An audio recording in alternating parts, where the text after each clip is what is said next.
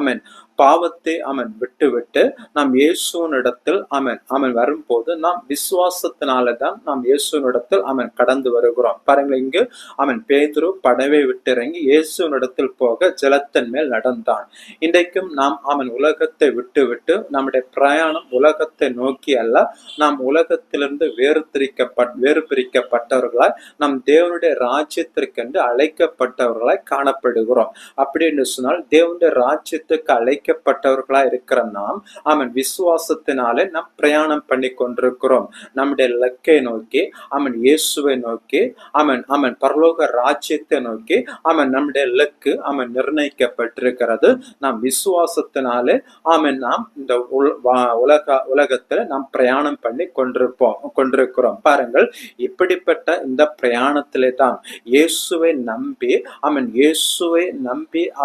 நாம் பிரயாணம்